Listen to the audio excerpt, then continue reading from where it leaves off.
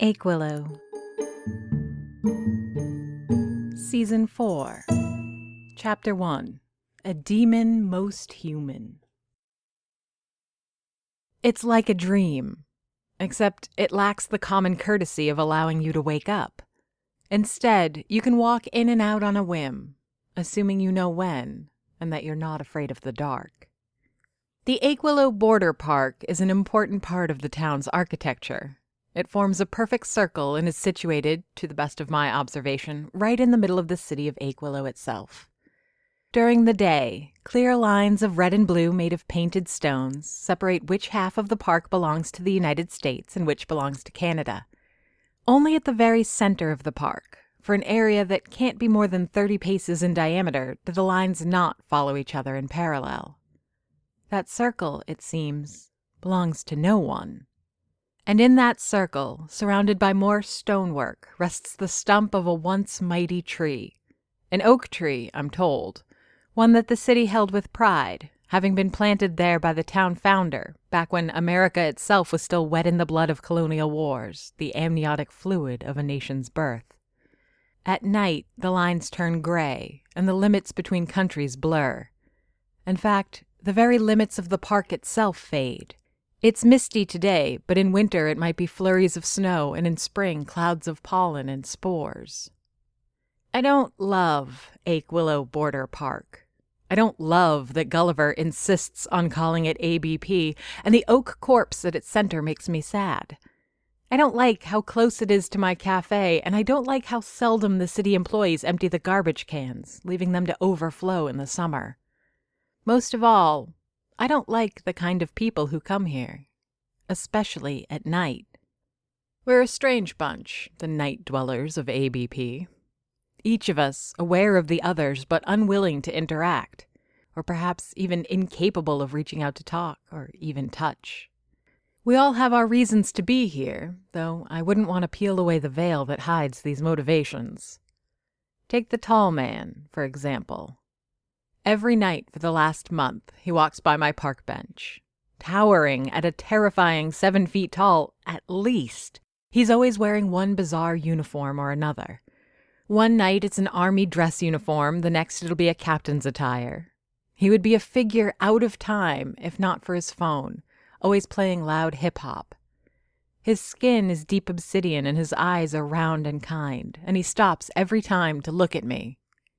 Let me take that back. Not me. He'll stop and crouch and flash his perfect teeth, but not at me. At the covered bird cage next to me. He never even acknowledges my presence. Tonight, he's wearing a tuxedo, complete with top hat and a large medal hanging from a ribbon around his neck. He'll be around soon, ready to smile. I see him across the way, tipping his hat at empty air. I thought for a moment he was greeting the woman with the stroller, but she's too far from him. My hand wraps around my bird cage, pulling it closer. From amongst the trees, I can see the man who sells butterfly wings. He calls them fairy wings, and he's out once a week with a butterfly net, stalking the park. It took me a while to recognize that I was to them, these people, as much of an anomaly as they are to me.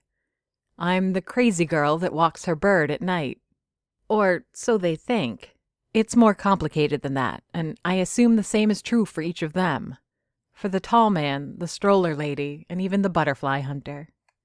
Knowing that I'm one of them, it became easier to come to the park. I stopped being a visitor to the dream state that permeates this place. Instead, I'm part of its fabric, a denizen of the illusion. Now, it's only the noises that bother me.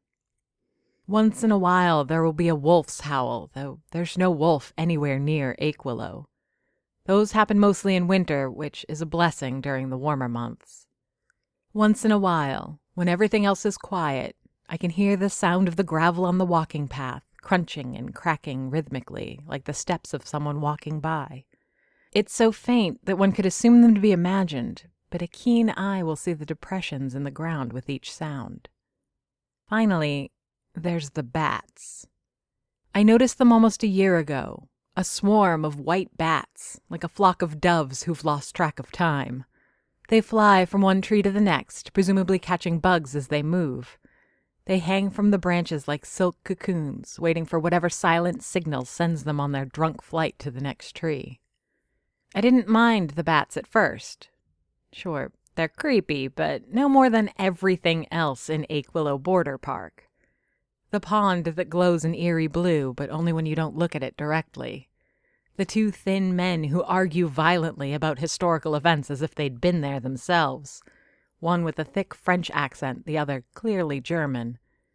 There are so many things that are scarier than albino bats. I watch them, wary, wondering how, in their random pattern of flight, they never collide with one another. At this point, I should have seen at least one of the alabaster vermin fall to the ground after some terrible mid-air accident. There's a scratching noise next to me, followed by a gurgle and some cooing. It's not the beautiful sound of a partridge or the near-human calls of a raven. It's something that tries much harder to sound like a person, like a child making a valiant attempt to imitate its parents, forming what it thinks are words but ends up as gibberish. "All right," I whisper, afraid my voice will break the dream state of the park. I could use a snack too. Without taking my eyes off the bats, either out of fear or because I don't want to miss it if one does fall, I reach down between my feet. That's where I leave my Olivia purse. I call it that because it's closer in size to a grocery bag than a normal purse. It is to the standard handbag what the handbag is to the humble clutch. And it's the kind of purse my friend Olivia carries everywhere with her, along with what one can only assume are half of her mortal belongings. I'm starting to have a sizable collection of my own in there. The woven bag with a brass fastener used to contain only the barest of essentials. My keys, of course, and my phone and wallet. Soon I took to having a water bottle in there. Then I added a notepad and pen in case I had an idea for a recipe or to keep my grocery lists. Soon I couldn't take the bag without tossing in a pastry, some juice, hair ties, maybe lipstick. You get the idea. Nature abhors a vacuum. This time, it's an apple that I've packed. A nice ripe one as the season is just picking up and the figs have had quite a harvest so far. It's one of the Honeycrisp Olivia's been experimenting with, and it looks delicious. I take a small bite that I'm careful not to chew, pulling it out of my mouth with the tip of my fingers instead. Careful not to be noticed, I lift the corner of the sheet that covers my bird cage. Like a convict passing contraband, I slip the piece of apple between the cloth-covered bars. I hold on just long enough to feel something pulling at the fruit. Crunching and slurping sounds soon emerge as the apple's flesh is greedily devoured. Satisfied that my bird is fed, at least for the moment, I turn back to the bats, taking a large bite out of the apple again, for myself this time. The crack of the red skin under my teeth is satisfying, and the sweet juices that drown my tongue are delicious. The pies, butters, and jellies Olivia and I will make with these are going to be the stuff of legend. I swallow, savoring the last of the meaty texture of the apple as I chew the remaining bits. My tongue finds a stray piece of skin between my teeth, and even that I enjoy before taking another bite. Or at least, that was my intention. Instead, I sit, leaning over, apple in hand, mouth agape like a garbage bin that's fallen over, and eyes unblinking in disbelief. There, in the middle of Achewillow Border Park, is an oak. Except it's not an oak. It's a tall, majestic beast of a tree, too tall to be anything planted recently, or even a scant few centuries ago. The bark is thick and storied, with each bump suggesting the tale of seasons suffered and enjoyed. It reaches high into the sky, towering over the flagpoles that usually point to the clouds. Unlike an oak, the branches of the tree droop down, sadly curving and then dropping back toward the ground. Like the back of a grieving widow, each branch seems weighed down by terrible pain. The leaves are no less out of place, resembling those of poison ivy. There's an ethereal quality to the tree, a glow that makes no light and a transparency that pushes it into another world. But it is here. Every other strange visitor to the Achewillow Border Park has their eyes turned toward it, all sharing a similar awe. None of us speak. We remain quiet, looking in shock at the apparition, knowing better than to do anything that might wake us from the dream. I know what I saw. The sound of my wooden spoon beating against the sides of a metal bowl, cradled in my arms like a baby, fills the silence between my words. The Achewillow Cafe is almost empty. The morning crowd came and left, abandoning only a handful of their numbers behind. Familiar faces of students or freelancers, the retired or the unemployed, each loitering with a drink and a bite to eat. Olivia is unimpressed by my conviction. We've been through all this before, honey. There's no such thing as an Achewillow tree. Besides, how would you even know what one looks like? Of my usual coterie of friends and associates who spend their time at my counter on an almost daily basis, only Olivia and Annabelle are in attendance today. The former is dressed in a smart, light gray business suit and matching jacket, usually a sign that she will not be staying long. Meanwhile, the latter is buried in chemistry books. Olivia has a point. If local lore is to be believed, no one has seen an Achewillow tree in centuries, and even then, only in vague legends and regional myths. Did you not hear me describe it? What else could that thing have been? I'm no botanist, but a thick-trunk weeping willow that towers over every downtown building, looking down on the roof of even the local church, challenging its twin bell towers, was like no tree I'd seen before. Oh, I did, Olivia said, putting some final touches to her makeup. And I think I would have noticed a tree the size of a redwood sticking out like a sore thumb when I drove in this morning. Want my diagnosis? I don't, but I know the question to be rhetorical. Olivia isn't the kind to wait before dispensing advice. She's less like a faucet and more like a waterfall. Get more sleep, I preempt her. But I'm fine, see? Perfectly rested. I push my face forward, opening my eyes wide to show just how alert I am, without a trace of bloodshot cornea or that sunken look I get when I'm exhausted. In fact, I say, reaching for the basket of Honeycrisp apples on the counter, if anything, maybe there's something wrong with your apples. I only saw the tree after I took a bite. Olivia frowns, and even Annabelle raises her head from her books, the furious scratching of notes coming to a halt. You can say a lot of things to Olivia Fig, owner and operator of Fig's Orchard. Comments about her looks and personality don't bother her, and even a barbed critique of her dress style or cooking will roll off her like so much water on a duck's back. But mention her apples. Fine, she says, snatching the basket from the counter. Then maybe it's better if you don't have any of these lying around. Olivia, come on. I can tell she's overdoing the drama, playing up the offense for humor. It's in her exaggerated posture and the way she stands up from her stool. Mostly, though, it's in her barely suppressed smile. No, if you can't appreciate my apples, let's see you go without them for an entire afternoon. Now, if you'll excuse me, I have clients to see. Without giving me the chance at an apology, she storms the door of the cafe, apple basket in hand, almost colliding with another customer on the way out. I set my metal bowl on the counter, next to the coffee machine in anticipation of serving this new arrival, wiping my flour-covered hands on my apron.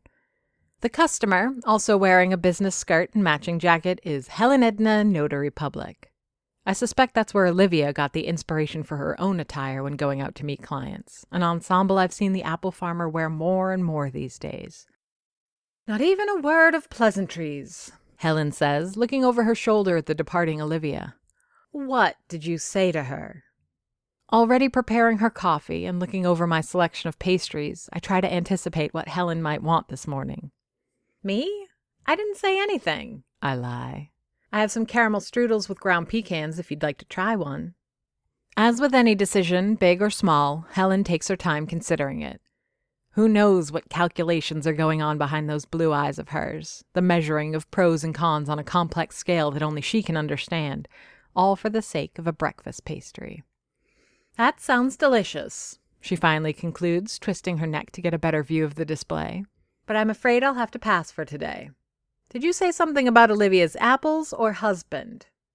Apples, Annabelle answers for me. Miriam accused them of being hallucinogenic. I slide a mug under the immense coffee machine and try to pull the lever that should activate the device. It won't budge. Are they? Only Helen would ask such a thing. Better to have all the facts before passing judgment, she would say, even if it would be easy to guess the answer for herself. Of course not, I grunt, pulling harder on the lever, trying to bully the machine into vomiting forth coffee.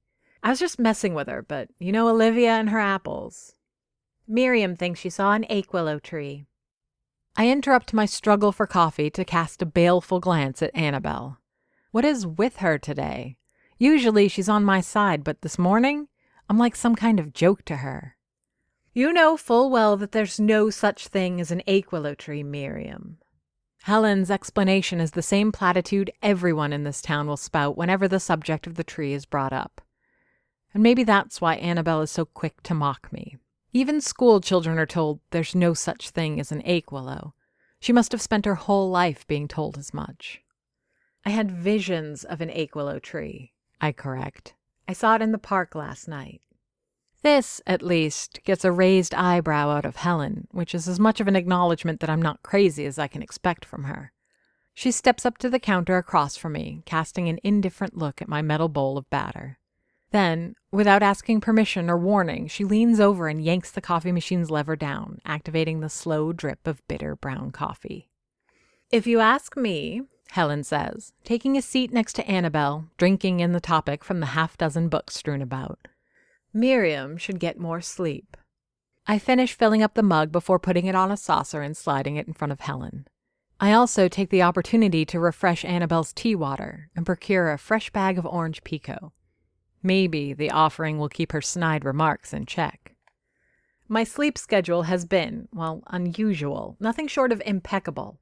Even my phone tells me I've been sleeping great lately. Well then, Helen says, a rare smile on her lips as she raises her mug. If the phone says so, I think I speak for everyone in town as I congratulate you on this accomplishment. I stick my tongue out at her. I think I liked everyone better when they weren't so familiar and eager to poke fun. That's not true. I hate to say it, but I've really found my groove here in Achewillow. As far as places to stabilize what was a chaotic downward spiral of a life, I could have done far worse. The people are friendly and warm. I feel needed and wanted, and I have a definite part to play in the grand story of Achewillow. I look forward to thinking back fondly on this stepping stone in my life. I'll have to seriously edit out the weirder bits and pieces, but it will otherwise be a wonderful chapter in my memoirs. What are you making? Helen asks, jerking her chin in the direction of the metal bowl as I pick it up. I stir the batter a little more, making sure to move my spoon clockwise as I do. Honey cakes, Annabelle answers again. What else? It's all she ever bakes. An unfair statement. I bake plenty of other things. I make apple pommiers at an alarming rate, and I've been introducing Achewillow to the marvelous world of meat pies. In fact, I've had to stock up on a whole variety of exciting spices in order to experiment with all manner of sauces and marinades. Then there's the strudels, which I wish Helen would give a chance, and about a dozen variants on chocolatin. Secretly, I've even kept working on mastering biscotti, all for Olivia's sake. That being said, maybe I have been making a lot of honey cakes. This again? It's rhetorical. She knows why I make the honey cakes. Annabelle knows why I make the honey cakes, and if Olivia was still here, she'd also have a comment on why I still make so many honey cakes. Miriam, Helen continues, putting down her now empty mug. I'm no therapist, but I have to say that this obsession is becoming a little troubling. Don't you think you've done enough? Of course I haven't done enough. I won't have done enough until I've fixed things, and honey cakes are the only solution I know to have ever worked. The chimes that welcome customers to the Achewillow Cafe sing their song, but they go unacknowledged. Annabelle is burying herself in her books again, like an ostrich with her head in the sand. Helen is waiting for me to reply, her own retort already loaded and ready to fire. Meanwhile, I look down at my batter, doing my best to avoid giving one. But then, a voice, shrill and pretending to hold authority, breaks our window of silence. It's the voice reviled by millions of customer service employees worldwide. Its tone, like a boot stepping on glass, transcends language. I thought I told you not to contact my mother again. I look up, putting on my best not in the mood face, and meet the eyes of what has quickly become, in my opinion, the worst person in Achewillow. Adele Remington. Irritation comes to me easily. Gulliver is taking too long to unload his truck, bothering my clients all the while. I get irritated. Someone in line at the 8-item or less register at the grocery store with a whole week's worth of food in their cart. I get irritated. And trust me, I count. But I don't voice every irritation. I'm mature enough to let things slide. Maybe I'll sigh my annoyance in a passive-aggressive manner, but mostly I keep it all bottled up. Hatred, however, is more elusive. I can't speak for everyone, but to me, hatred is complicated. I have trouble bringing myself to hate anyone. Even the girl who stole my boyfriend. She turned out to be a better influence in my life than Trevor, the ex, ever was. And I hated that I couldn't hate her. I hate people in snack-size portions. They do something to me, I hate them for a moment, toss out the wrapper, and move on with my life. I could count the number of people who've earned my long-lasting hatred on one hand and still have fingers left over to hold chopsticks. Adele Remington is one of those fingers, and I'll leave up to your imagination to figure out which one. Few people cover as large a portion of the spectrum of things I despise the way Adele Remington does. The first time we met, she came to the cafe as a simple client. Didn't give her name or a tip, simply took her coffee, 2 creams, 2 sugars, like a good little Tim Hortons drone, and left. Then she came back, 5 minutes later, with a half-empty cup to complain that she wanted almond milk and had explicitly asked for it. She had not. I'm not going to pretend that I have the best memory in Achewillow. That prize goes to Stefan, my barista. His ability to recall even the most trivial detail is ironclad, yet he still backs it up with notes on his phone. I'm no Stefan, but I still take extra care when a new customer makes their first order. That's normally their usual, and I make a point to remember usuals. Adele forgot to specify what kind of milk she wanted. Adele was furious that she forgot. Someone had to pay for Adele's mistake, but it would under no circumstances be Adele herself. That's the kind of person she is. This attitude permeates through her entire being. I faced demons, and none of them carried the stink of thorough malice the way Adele Remington does. You can imagine my surprise when I found out she's the daughter of Julia and Gary Remington, 2 of the sweetest people I know. Well, Julia is. Gary is a more complicated situation. I don't know Gary. What I've met of him is, well, it's complicated. Adele never stays long at the Achewillow Cafe. She knows she isn't welcome. Not by me, my staff, and I think it's fair to say, by anyone else in the community. Today is no different. She came in with her warning to stay away from the Remington house and to stay away from Julia Remington. But neither of these things are for her to decide. So, of course, that very evening, Annabelle drops me and my honey cake at Julia's home on the outskirts of town. Are you sure you don't want me to come along? Annabelle's offer is genuine, but I know deep down she doesn't want to. No one in their right mind would. It was nice enough for her to drive me in her mother's Civic, especially considering how much of a detour the Remington house is from the far more modest part of the village where Annabelle lives. Nah, I say, opening the passenger door and putting one foot on the tiled pavement of the driveway. I don't want to subject you to this. I wave a hand at the Remington house. Where it used to be the place where Julia hid, grieving her dead husband in lonely isolation, it's now a generational battlefield between mother and daughter. It's the classic tale of an ambitious, crooked child, covetous of her mother's riches and willing to have her committed in order to secure an early inheritance. The whole sordid affair is almost boring in how typical it is. It's the plot of a daytime television show, yet it's unfolding right here in Achewillow. But as with all things in this town, even a family drama can't happen without some spice. Not gonna lie, Annabelle leans over to help me with my cake box. I'd rather not set foot in that place. I look over at the house. There's scaffolding covering the east wall. People have been hired to redo the stonework. It's not the only piece of home improvement going on. For the past 2 months, workers have been coming from all over South Quebec and northern Vermont to do landscaping, renovations, replace the windows, etc. All on Adele's orders and all with Julia's money. Can't blame you. I picked the box out of her hands. She's a lot to deal with. They both are, in their own way, but that's not it. I put my hand on the door handle, ready to close it and let Annabelle be on her way, but I hold. I wait for her to finish the thought. "It's the rumors," she says.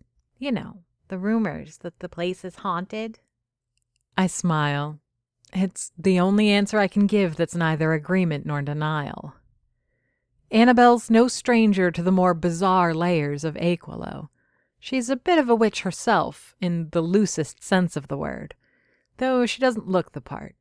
Short blonde hair and colorful band t-shirts don't exactly convey a student of the arcane vibe, but then again, neither does an apron and a wooden spoon. "I'll see you tomorrow at the cafe?" She nods, disappointed. I think she might have been fishing for more about the supposed ghosts of Remington House, but I give her nothing, allowing her to drive off empty-handed. The haunted Remington House. Walking up towards the front door, it sure does look the part. The size of a small mansion, it rests deep into a large property filled with evergreens and large swaths of manicured lawn. The flower beds have long been neglected, lying empty and desolate. Every window is dark, the lights behind them switched off months, if not years ago, and the curtains drawn for just as long. It's the biggest, most opulent house in Achewillow, yet also the most lonely and sad. I brace myself, finger hovering over the doorbell, and hesitate. I've never liked the doorbell at the Remington House. Too loud and forbidding. It's electronic, but I believe those are real bells that sing their slow dirge when activated, not just a recording. Because they have to call out through the entire house, and perhaps even reach the ears of anyone in one of the dependencies, the bells ring like champions, screaming the arrival of a guest. I always imagine birds flying out of the nearby trees as if a gunshot had been fired whenever the bells ring. More than that, however, I don't want to deal with what's behind those doors. At my finger's command, the bells sing their song, probably heard all the way to Montreal. They're soon followed by a different and far more heartwarming chorus, that of barking and claws scraping on marble tiles. It takes a minute, but the doors finally squeak open, begging for oil in the process. And there, in all her annoying glory, is Adele Remington. She's not an impressive woman. Standing maybe an inch taller than me, she has pale brown hair, much the same color as her mother's. She's better coiffed, and her clothes look far more expensive than anything I would dare put on. For someone without a job, she does favor blouses and pencil skirts an awful lot. Much of her clout comes from unearned confidence. No matter how inconvenient or wrong, Adele never shows an ounce of doubt that what she says, claims, or demands is the absolute and unimpeachable truth. Her only redeeming quality is that Oswald, Julia's gargantuan velvet gray Great Dane, seems to like her just about as much as he likes anyone. "I thought," Adele says with a tone usually reserved for the incompetent or the slow-witted, "we agreed that you wouldn't come here anymore." "We agreed that I would never set foot on the doorstep of your house," I answer, scratching Oswald behind his ears, showing off my familiarity with the household. "Let me know when you have one of your own so I can stay clear of it." Like an animal, she bares her teeth. They're all perfectly white and even, but they lack the fangs to put any fear in me. I've seen far more terrible dentures since my arrival in Achewillow. "I can just close the door on you right here and now," she threatens, "or call the cops." I bully my way in, with no small help from Oswald, who pushes Adele aside to allow me better access to his ears. "My mother is a very sick woman, and you are taking advantage of her," Adele claims, her outrage and indignation flirting with the credible. But I can guess where she gets the funds for her fancy clothes and her luxury car.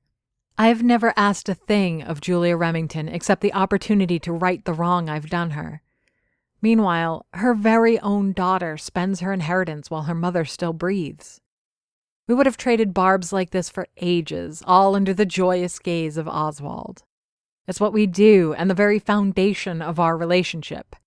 If we have anything in common, it's our love of the joust, the chance to unleash our most vitriolic attacks on one another.